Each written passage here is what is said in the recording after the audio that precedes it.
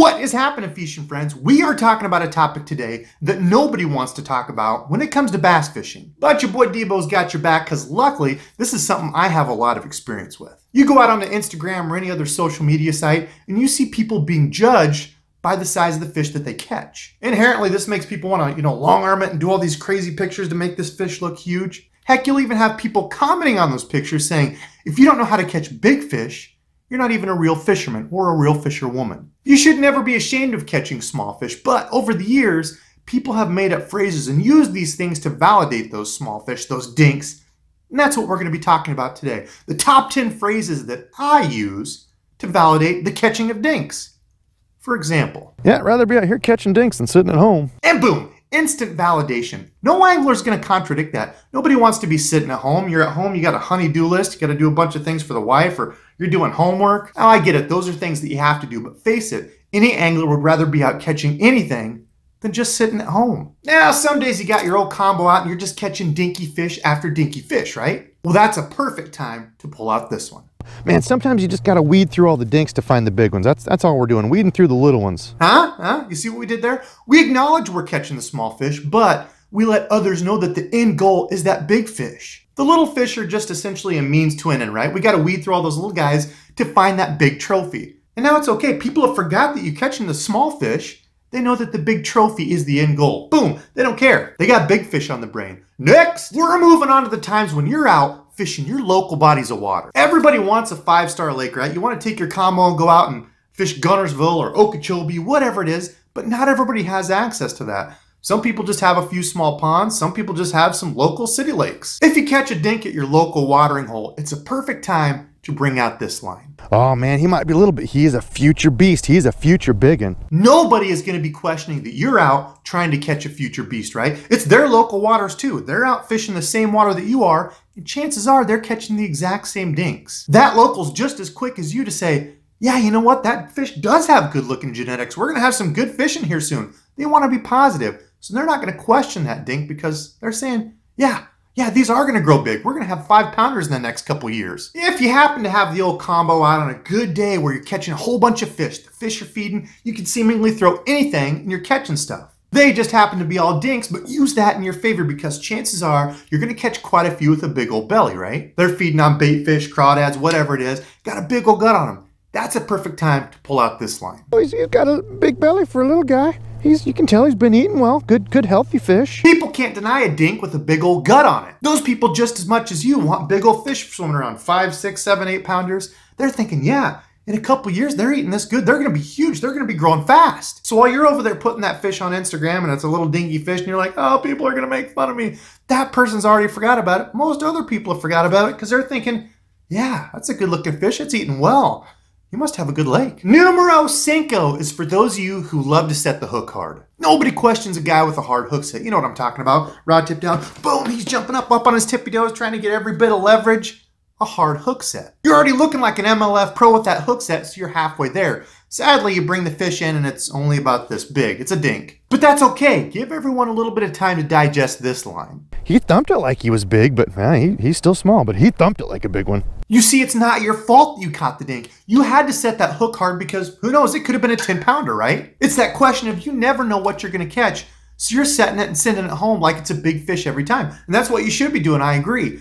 Those people have already forgot that you caught a dink because by the time they see you putting that fish back, they're still thinking, dang, that dude can swing a stick. Number 6, this is one to pull out if you're ever out fishing with a buddy. See, you're going to feed off of their comments and how they react to you to validate your own small fish. You throw your line out, you're reeling in and feel it hit. Oh, yeah, it's fighting a little bit for a split second. You thought it might have been big, but you know better, so you're just kind of quietly reeling it in, knowing it's going to be a dink. Your buddy doesn't know that you've got a medium light power rod. It's all been over. He's like, oh, hey, is that a good one? Looks like a good one. Looks like it's fighting really good. You reel that fish in, you see it's just a little fella. Without hesitation, pull this line. Hit it like he had shoulders. Hit it like he had shoulders, but he's just small. He's just a small guy. Your buddy saw how it was pulling. You even thought it was going to be big for a split second, but you knew better. Doesn't matter. The dink that you caught is resting on your buddy's shoulders. He called that it was a big fish, not me. I'm washing my hands of that one. Dink validated. Number 7 is for those little disproportionate dinks. You're reeling it in. Oh, it feels like it might be okay, but you get in, it's got a scrawny body, but a big head. That's when you pull this line. Oh, look at the head. He's got a big head for his size. You can tell that's going to be a big one. That's going to be a big fish. You see, now the blame is on whoever's managing the pond and this fish's eating habits. You're holding this fish up, looking at it saying, man, if this fish had more food, this would easily be a 3 or 4 pound fish. I mean, it's got the size of one, but yeah, it's scrawny. The blame is off you and now on the food source. You should have caught a 3 or 4 pounder, but you can't help he's on the Dancing with Stars diet. Number 8, now with this one, you gotta be smooth. Magicians often use trickery or distraction to fool people with a magic trick, right? So you see, when you use this line, you're pulling some Chris Angel type trickery. Oh, the markings. Look at the markings on this one. Look at how tough he was, man. Even for a little fish, he's tough. Now you see, what you've done here with this line is first you have people looking at the video or the picture saying, oh yeah, that fish does have really pretty colors. Bam! That's when you hit them with a, look how tough this fish is. Yeah, they're looking all over it. Oh, it's got scars, it's got a ripped gill, whatever it is. They're looking at how tough this fish is and how pretty it is. They completely forgot that the fish was small. They're looking at the beautiful colors and the fact that it looks like it's been through a 10-round fight.